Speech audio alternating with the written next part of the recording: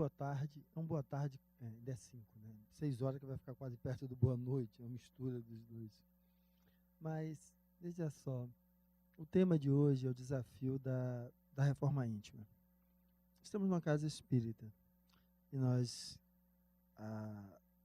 procuramos, normalmente por algum sintoma, alguma questão, que possa estar relacionado ao envolvimento espiritual, ou a alguma questão que esperamos que o espiritual venha e interfira, né, a nosso favor. Interferindo a nosso favor, aí os encontros, né, nos trabalhos de cura. E interferindo negativamente conosco, os trabalhos com a desobsessão. Lógico que há interações. Há interações porque lá no Livro dos Espíritos, eles tem uma das perguntas que ele faz, e a pergunta é essa: os espíritos interferem na nossa vida? Ele disse, de certo, quase que eles que as controlam. E aí, então, quando olhamos assim, vamos imaginar que, um mar de gente que eu não vejo metendo bedelho na minha vida. Um mar de pessoas que eu não vejo interferindo nas minhas decisões. Um mar de seres que eu desconheço, me mobilizando para um lado ou para o outro, e eu nem sequer sei que isso estará acontecendo. Então, se a realidade é esta, que reforma fazer frente àquilo que não é possível para mim ver? E aí, vamos entender, às vezes, alguns aspectos que dão espaço a algumas imagens mágicas, né? Não, se eu for o médium, que é na nossa linguagem, né, que é aquele que consegue interagir com os espíritos de maneira consciente, percebendo o que está ali acontecendo, e vamos chamar de médium aqueles que são ostensivos, porque médium somos todos nós, mas os ostensivos veem de maneira, percebem, escutam, é algo mais visceral, né, para eles. Então aí estaria a resolução das coisas, aí estariam as respostas para tudo isso. É um pouco disso que eu gostaria de falar. Porque, veja só, nós vivemos ainda, de uma certa forma, com uma mentalidade um tanto quanto infantil, como se nós somos crianças, né? Ainda adolescentes. Aí quando criança a gente fica imaginando chegar à adolescência, porque a gente imagina um status de paraíso, né? Chegou ali, beleza. Quando chega lá, descobre os problemas e questões inerentes daquele status. Estamos na adolescência e a gente começa a imaginar sair de casa, ter minha própria casa, fazer o que eu quero, porque a gente só olha um dos aspectos. Quando assim alcança e vai ver quais as questões que também se envolvem, que nos envolve dentro daquele aspecto. E aí estamos morando sozinho, mas aí não, eu quero uma companheira, um companheiro. Quando a gente começa a vivenciar, passa daquela fase dos 1000 amores, começamos a ver as questões também aí inerentes. Ou seja, não há caminho só de flores. Porque mesmo as flores, quando vão ficando do caminho, e a água bate, e elas vão se degradando, apodrecem. E não é mais perfume, aí é um cheirinho desagradável. Mas nós precisamos então entender o que é que nós estamos buscando, para saber então, que reforma é que nós vamos fazer. Porque a reforma parte do pressuposto que eu não estou partindo do zero. Existe algo, é esse algo que existe, que eu tenho que elaborar, tenho que melhorar. Mas às vezes nós temos também a visão mágica, como se reforma íntima fosse destruir. Destruir o que há de mal, o que há de ruim em mim. E é um outro viés, como se existisse um bem e um mal, aonde um lado vence e o outro é destruído. que também é mais uma visão infantil. Porque a reforma não é destruição, a reforma é reordenamento. A reforma era a faca que você pegava e agredia com ela. E agora é a mesma faca que você pega e salva com ela. A ferramenta é a mesma, a forma de utilização é que muda.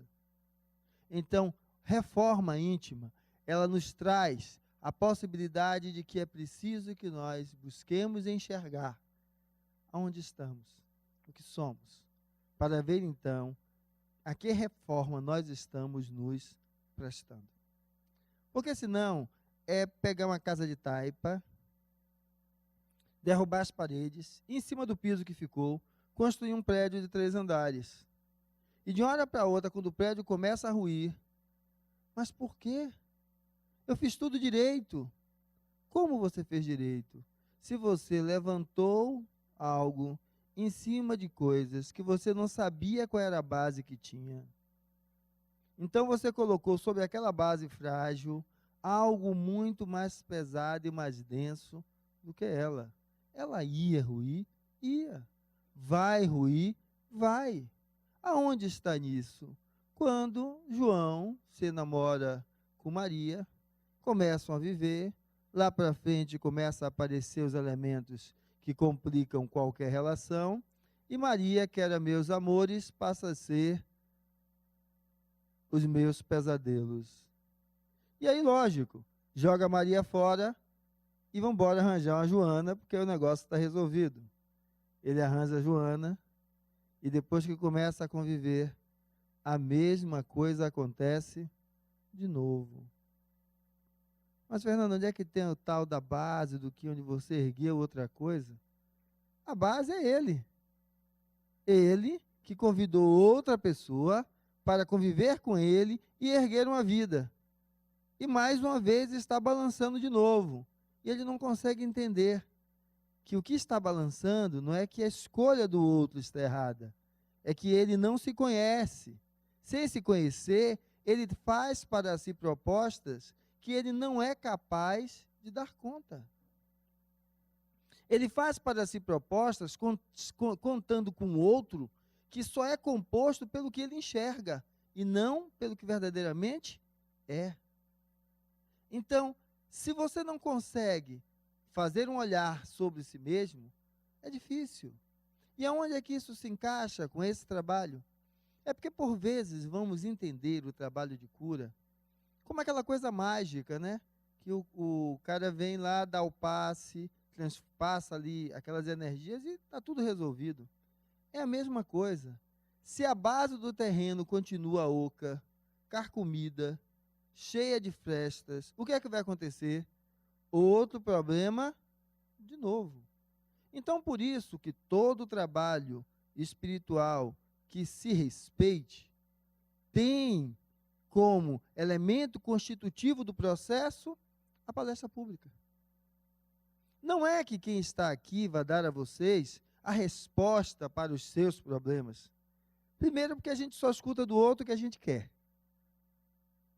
Mas é que justamente, ouvindo a fala do outro, nos leve a refletir sobre aspectos e buscar perceber como está a nossa lente para enxergar as coisas, para interagir com as coisas. E aí sim, nós começamos a fazer esse processo. Porque é dentro desse processo que você começa a identificar a base sobre a qual você está se propondo a fazer uma reforma. Não, Fernando, mas eu vim aqui só para tomar o passe ali da cura e aí ver se esse negócio que eu estou sentindo vai embora.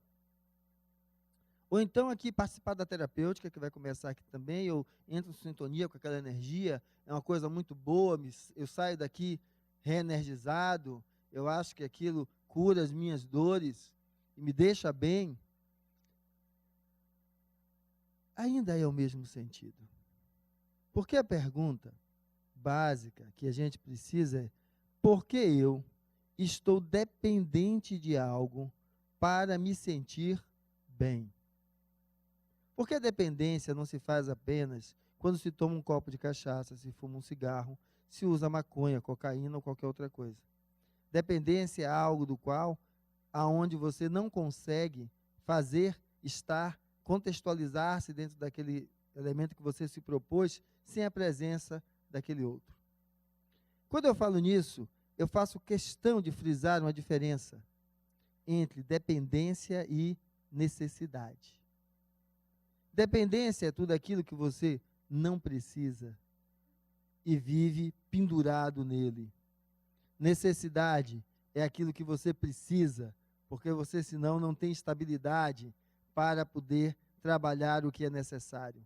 E aonde eu uso isso para diferenciar é simples. O paciente hipertenso severo, ele não vai controlar a hipertensão só fazendo dieta, exercício e meditação.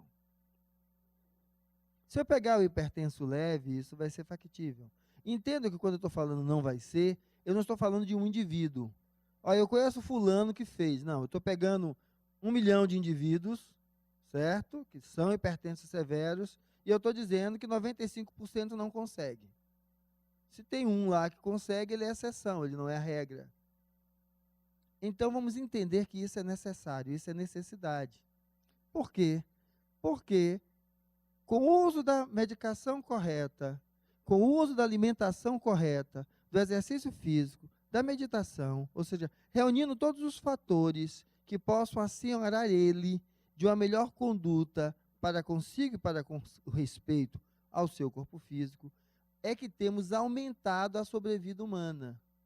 Então, precisamos entender que da mesma forma que esse hipertenso severo, ele precisa dessa medicação, além de todos os outros fatores que eu elenquei aqui, para não terminar sendo meu paciente em uma máquina de hemodiálise, que vai haver pessoas que o elemento constitutivo, que necessita de um suporte material, que é um composto medicamentoso, pode ser alguém portador de um distúrbio psiquiátrico.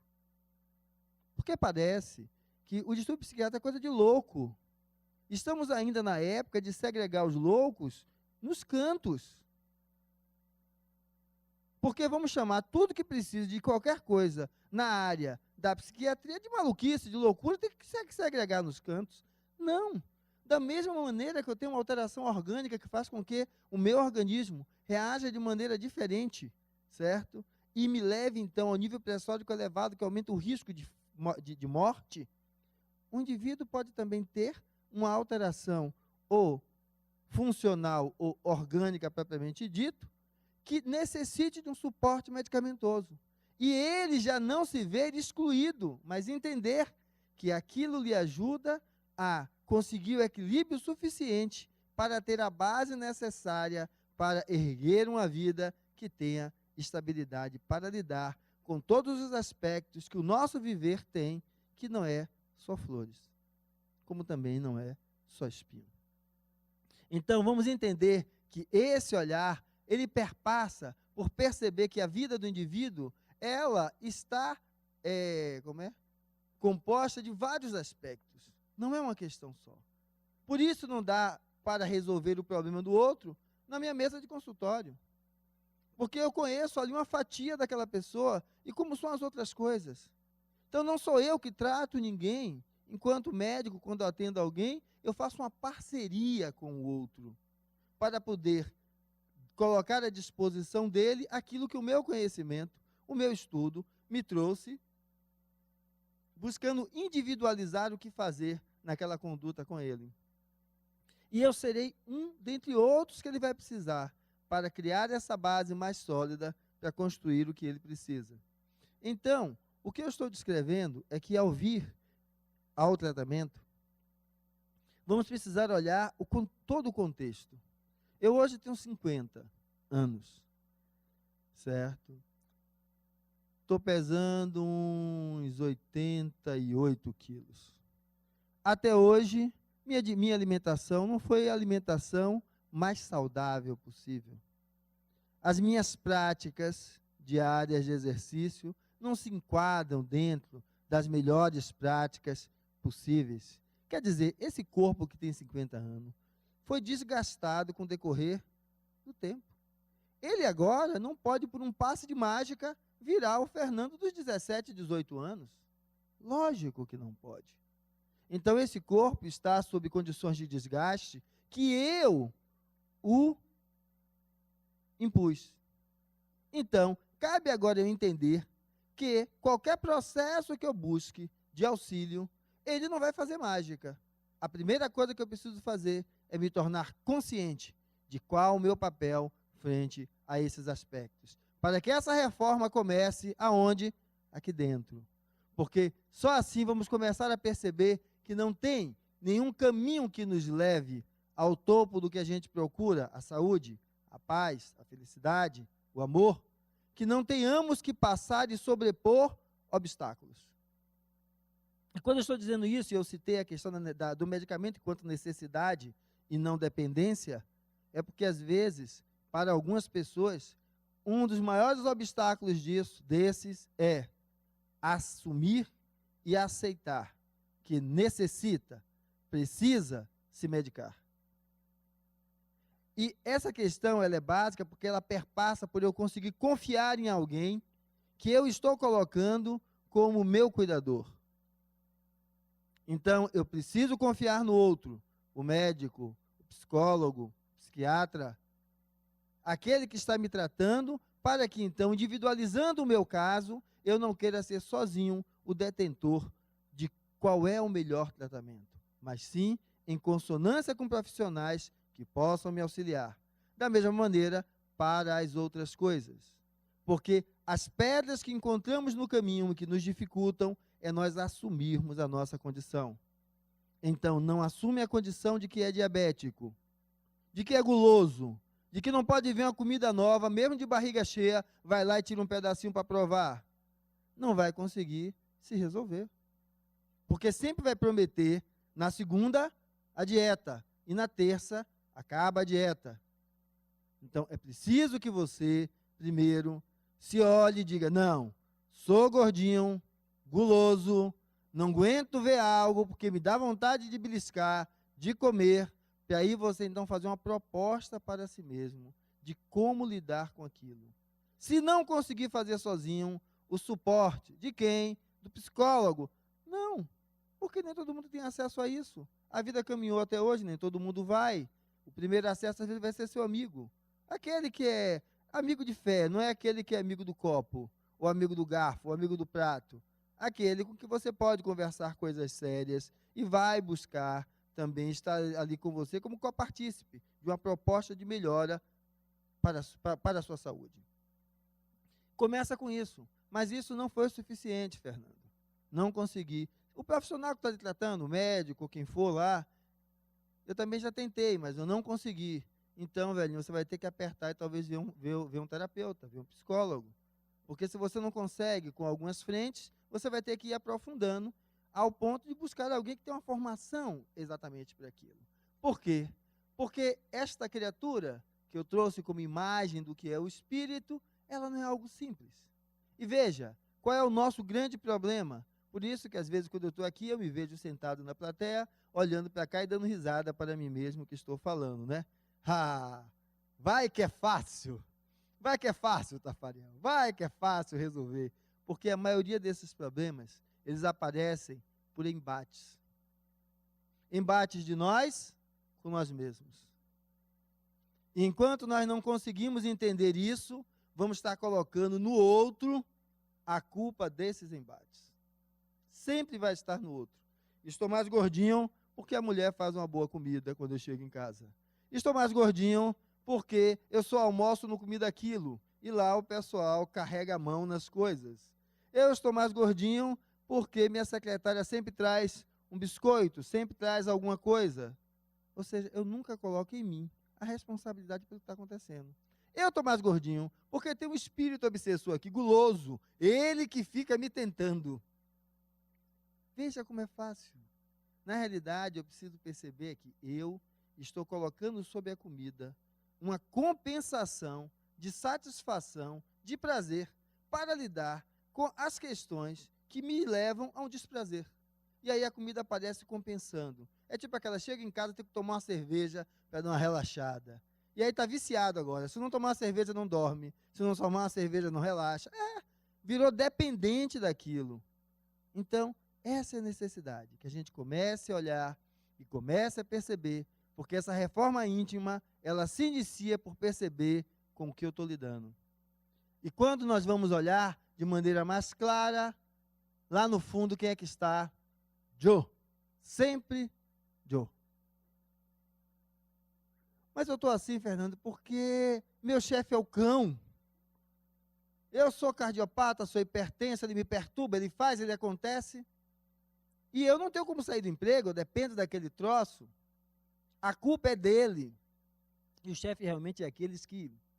E os colegas de trabalho competindo com ele para ganhar o lugar, né, também. Mas onde é que está o problema? Nele. Se ele se respeitasse, no mínimo ele iria dizer o seguinte: vou aprender a fazer com que tudo que dizem chegue de um lado e vá embora. Nem passe para o outro. Vai embora. Sabe onde é que a gente vê isso? Mulher. Mulher, quando sai arrumada, que ela tem, é aquela mulher que sabe que está inteira, está bem. Ela passa. Se alguém fizer alguma crítica, ela já olha de lado, assim, ou ela nem olha e vai adiante.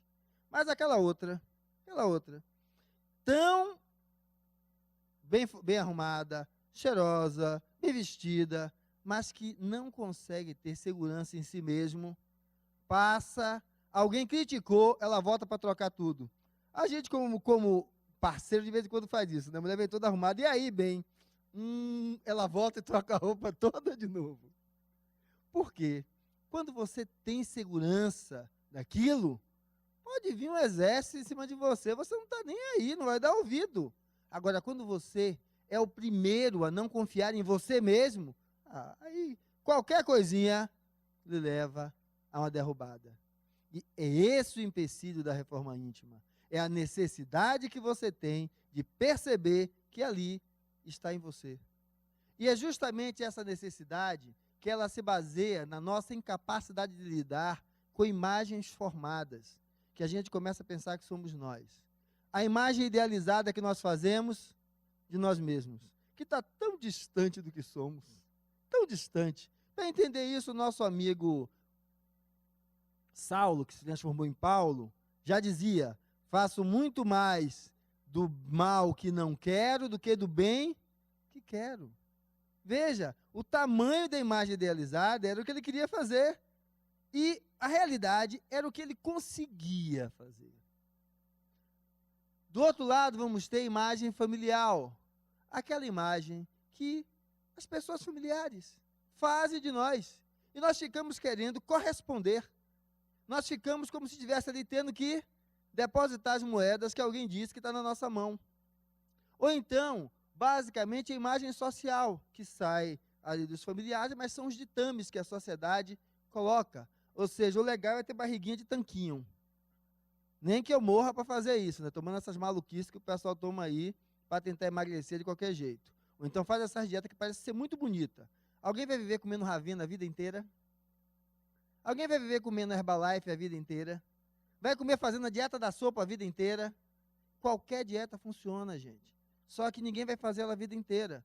Na hora que para, volta tudo de novo. Então, a reforma a ser feita é reeducação alimentar. Mas você quer dizer que isso não vale nada? Eu estou dizendo que isso por si só não vale nada. Agora, se você fez e a partir daí se educou para não voltar ao que era antes, você vai poder deixar de comer aquilo, seguir aquela proposta e você vai continuar bem. Porque você usou a proposta como um apoio para se reeducar. É essa reeducação que vai lhe transformar. Então, além desses aspectos, que veja, a maioria dos nossos choques vão estar dentro disso.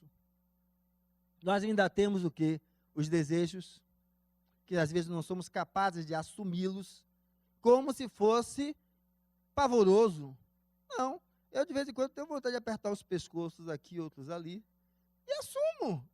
Eu começo a entender que, por estar mais consciente, eu sou responsável pelo que faço, e não vale a pena. O prazer de apertar o pescoço é menor do que o desprazer que eu vou ter que descascar depois. Mas aceitar os seus desejos, os seus instintos, entender que é algo que vem de dentro. E muito mais de que reprimi-los é compreendê-los e aprender a lidar com eles. Do outro lado ainda, as emoções. Eu acho que a frase que mais marca isso é: A mulher falando do parceiro. Odeio aquele miserável, aquele galinha, aquele aprontador, mas eu não sei viver sem ele, eu amo aquela peste. Ou seja, amor e ódio, duas faces da mesma moeda. Duas faces da mesma moeda. As emoções que ele tomam. Então, quando nós começamos a compreender que esses elementos vão pelo menos tentar traduzir um pouco daquela base que eu falei, sobre a qual você vai querer erguer a casa em uma reforma, que a busca da cura é a proposta para isso, ela precisa de que você olhe para esses elementos e admita o quê? Os seus equívocos e falhas. Para que a partir daí, então, você possa verdadeiramente perceber quais são os sacrifícios pessoais que você vai ter que fazer.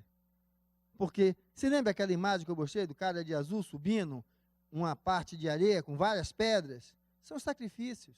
Ninguém faz em uma trajetória, certo, de autorrealização sem sacrifício.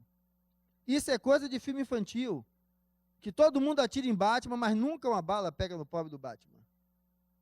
Isso é filme infantil. Então é entender que eu preciso saber quais os meus sacrifícios para as minhas transformações, para as minhas mudanças. E aí, então, eu começo a criar uma relação comigo mesmo, que não é mais aquela relação de disputa, de briga, de embate. É uma relação de cumplicidade. Fernando, sei que você é glutão. Então, velhinho, passou no mercado, viu aquela torta búlgara fantástica, não compre. Eu já boto de lado. Passou ali, você viu aquela picanha, não compre. Porque se não tiver, você não vai fazer. Se tiver em casa, você vai fazer. Então, já deixa lá. Ah, mas hoje estou com muita vontade. Compre só uma fatia, que você vai comer só um pedaço. Se você comprar ela inteira, você vai comer toda. Então, esse diálogo é quando você aprende a conversar consigo mesmo. Conversar com suas emoções, com seus desejos, com seus instintos. Conversar com aquele diapasão ali que você vai começar a entender entre o que você é e a imagem que está sendo projetada, para dizer, olha, velho, você não está com esse gasto todo, não. Você faz umas palestrinhas ali no Harmonia e tudo, mas, olha, o negócio aí é mais embaixo. Falar é fácil, fazer é difícil. Então, faça seu projeto com base naquilo que você sabe que está nos seus pés, e não no como as pessoas lhe enxergam, lhe olham. Então, essa é essa conversa que a gente começa a fazer com a gente mesmo. E a partir daí, veja como essa imagem fica linda. Aonde então nós vimos um aspecto que precisava ser destruído, um aspecto que precisava ser apagado, eles na realidade se harmonizando. Aonde a minha agressividade, que digamos era aquele cavalo batizado, certo? Ela não precisa ser destruída, não. Basta que eu pegue toda essa força agora e me leve a estudar, para procurar os caminhos que eu quero. Pegue essa força toda e me leve a calar, quando minha vontade era apertar o pescoço do chefe. Aonde eu pegue toda essa energia e dê a ela um outro direcionamento. Porque se eu destruí-la, quem vai ficar sem ela sou eu. E na hora que eu precisar, eu não vou ter. Porque não existe dia sem noite. Agora, quando equilibradamente você faz essa composição, fica uma coisa linda. Isso, para mim, é o que significa a proposta de reforma íntima. Não é destruir nada dentro de você, não é apagar nada dentro de você, é dar o que há em você um significado. Mas, Fernando, eu fiz miséria. Eu, nas outras encarnações, já andei queimando muita gente. Eu adorava fazer um churrasquinho. Eu acho que era daquela época da Santa Inquisição. De vez em quando, lá me envolvia com alguma mulher, alguém descobria, foi ela que me tentou. Vai para a fogueira. E foram algumas lá. E aí depois, e agora? Aprendi. Começo a utilizar a experiência para ver. Porque na outra encarnação fui queimado. Morri lá, tostado, olhando para a criatura e dizendo para ele, me ame, me ame. Vivi na pele para aprender. A vida é assim. Aprendi, não vou fazer de novo. Agora é preciso me lembrar? Eu não lembro como é que foi. Estou falando de sensações.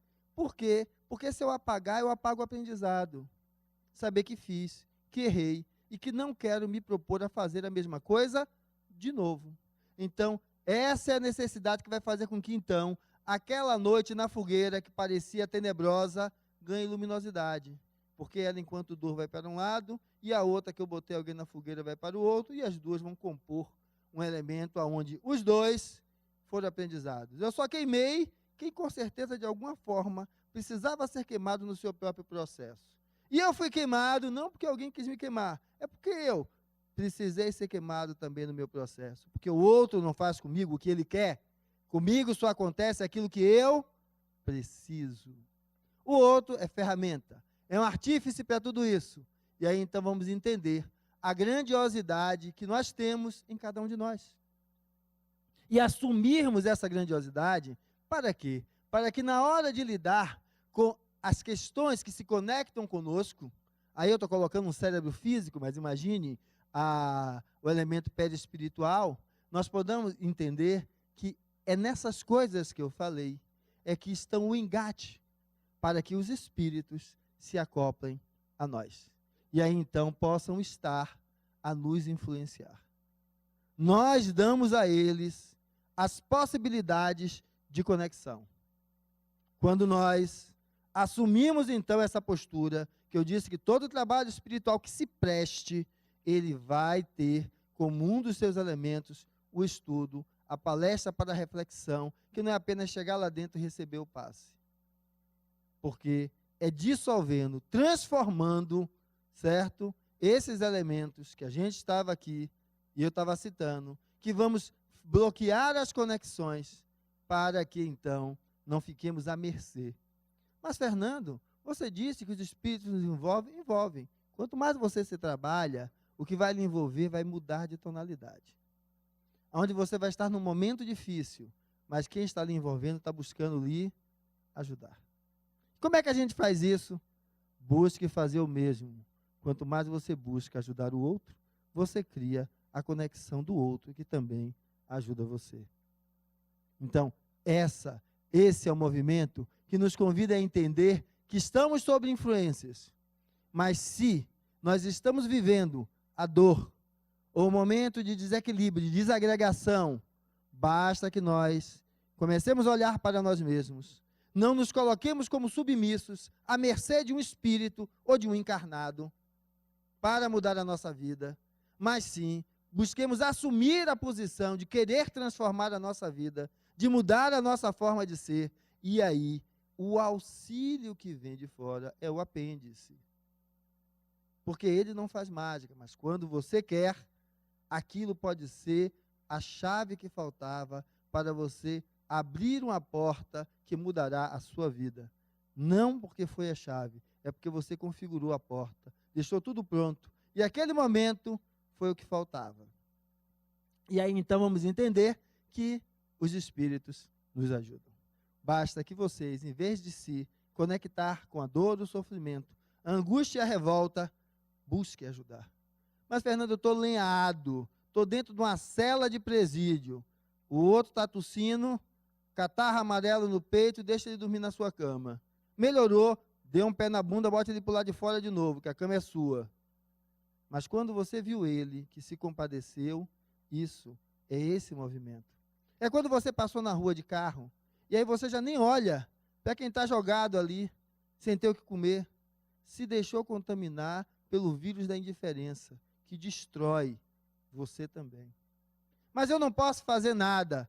No momento que você olha e se compadece, e se compadecer, se colocar no lugar do outro, você está criando linhas psíquicas que possibilitam o atendimento, que possibilitam enxergar aquela criatura. Agora, quando você é o primeiro a passar como se não existisse, você está fortalecendo essas linhas da indiferença, que um dia,